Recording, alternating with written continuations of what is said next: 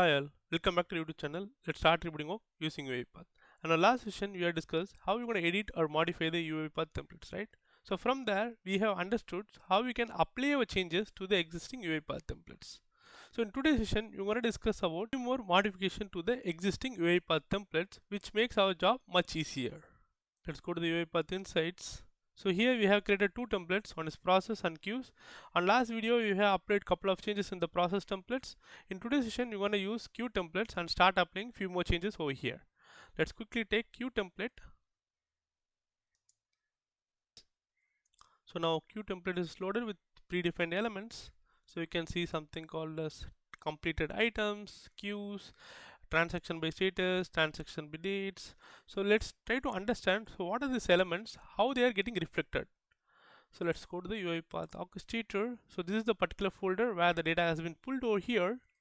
So let's go to the queues. So here the one is represented the total number of queue has been created in the particular folder, and then so the total 209 completed items, which is nothing but the items which is represented in this particular queue. Okay. So here when you're gonna count all together this 152, 18 and 48, it just comes inclusive of this 209 the number. Okay. So from there, so the successful and failed, which is inclusive of application exception as well as business exception, which is represented as a fail, and then the successful transaction has been considered as a successful.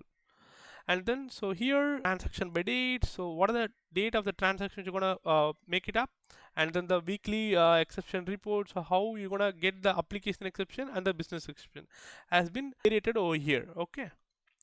And then the common exception has been occurred. So here you can see this particular business exception has been occurred for 48 times, and this particular application has been occurred for 9 times. So with the help of this we can take a proactive action and quickly fix what is occurring repetitively. So let's start applying few more add-ons to this particular template so that it will make very fruitful. So here we are currently seeing successful and failed, right? So let's try to narrow down this particular failed state as a business and application exception now. So to edit this particular template, so what actually we have to do, just click on these three dots, edit dashboard, and then edit a particular cardboard which you are looking on. Okay. So this is the one. So here let me try to minimize this, go to the data.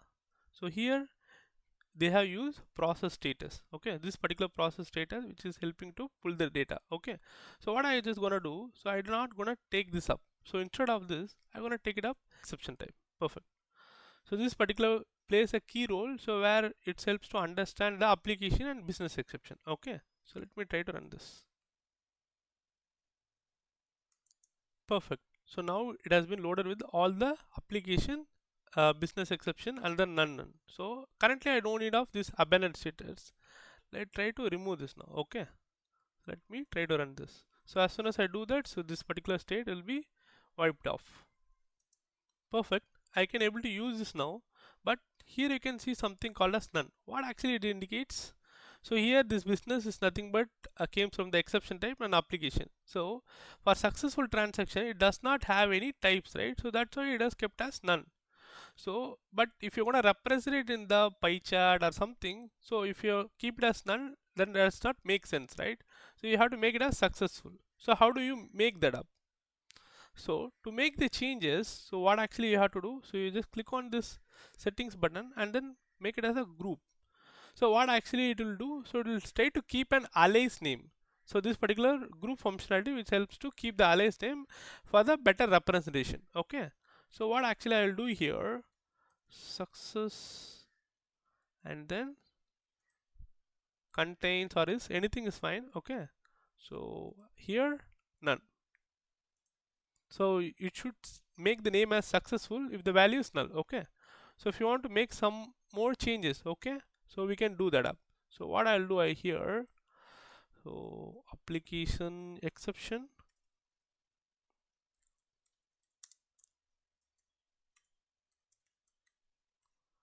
so I'll just make the value as application exception, and then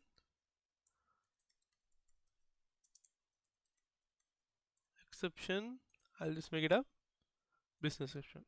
Perfect. So let me try to save this now, and before that you have to give the field name. Okay, so I'll just make as Q status name. Perfect. Let me click on save now. And then, so as soon as you do that, so you have to make your run so that the data will be reflected over here. Let me try to do that. Perfect, right? So we can see successful business exception and application exception. Since it does not have any spaces, I just want my spaces as well. So I just made the group name for the business and application as well. This looks perfect now. So how to make this as a visualization now? So it's very simple. So just try to hide this and hide this as well. In our last video we have discussed that, so to hide a particular column from the preview, so you can just quickly make this as a hide field. Okay, so let me just go here. So here it has been automatically picked, right? So successful business and then application exception.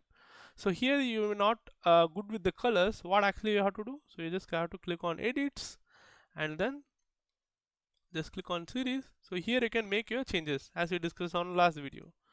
So let make it as green, and then for a business exception let me keep amber, and then for the application exception let me make it as red.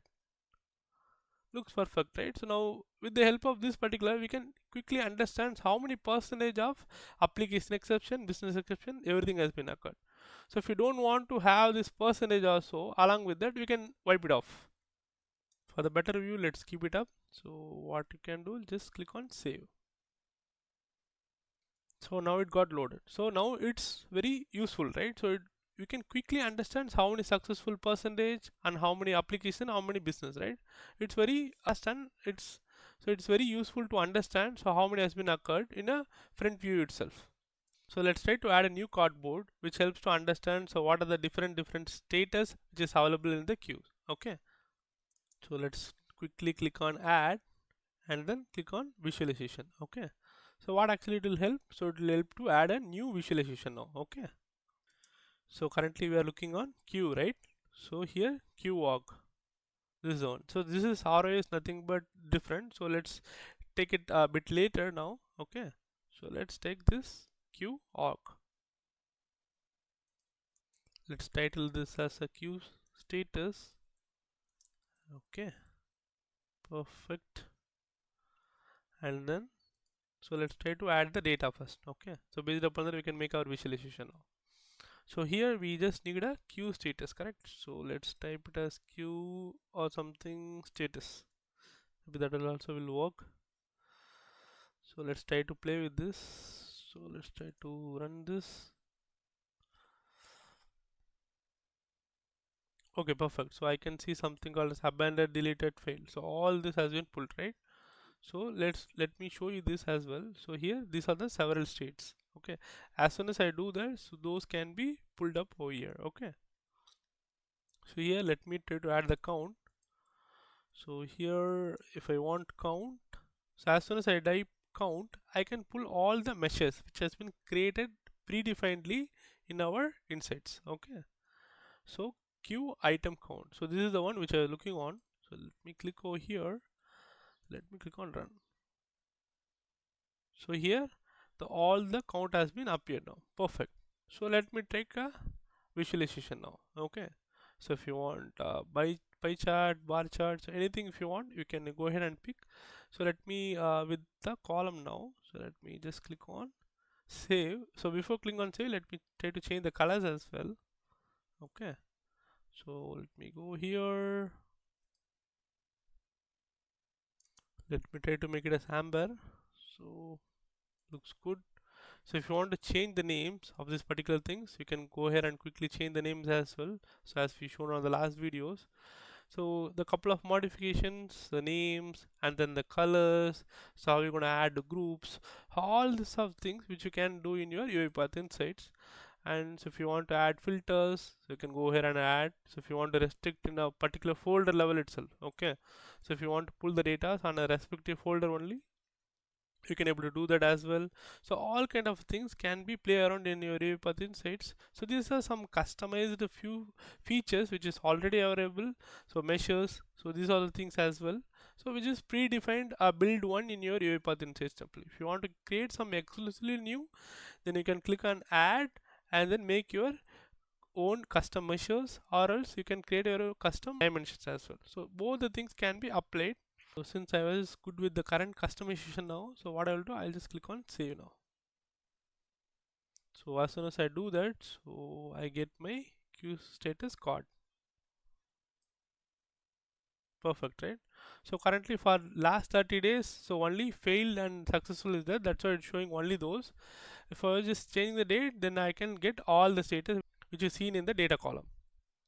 So these are some several modification which is available in the UiPath templates which you can able to do, and a few more things: addition of new fields, adding custom measure, adding custom dimension, which you can broadly see on our custom dashboard creation.